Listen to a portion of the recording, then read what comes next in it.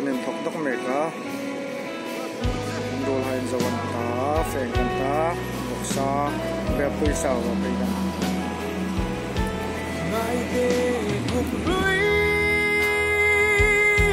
mua liam tur so akal mek au din rual lovin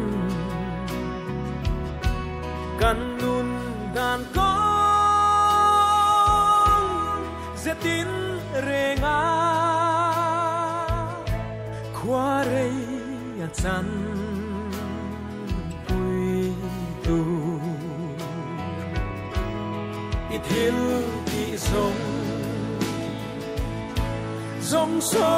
khirte hunin alia pui so chatuan hun lo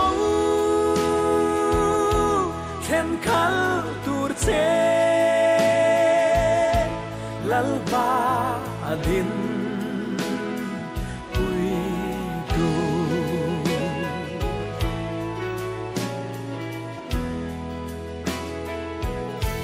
tui pui lianin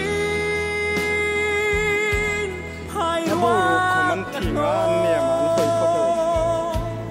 korva ya theng ang bay hianin ngai te huni nun hui yet lo sa tuan hun theng tu rin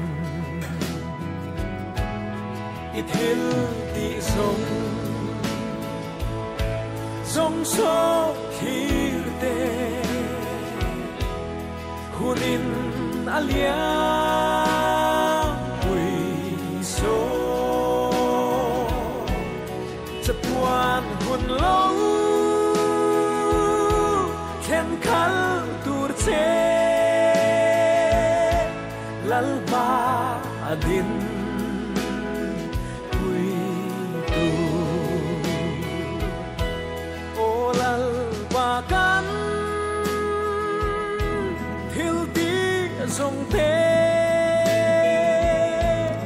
ine na kan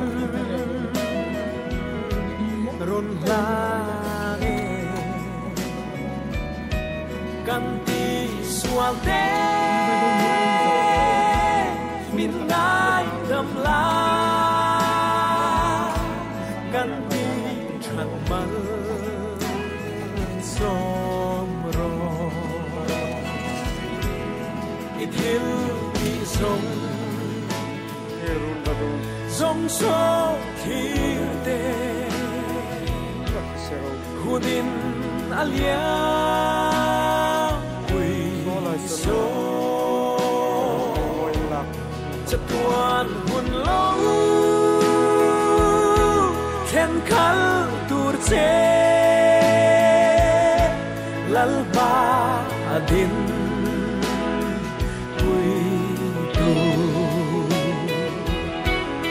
chatuan mun long khen khal tur che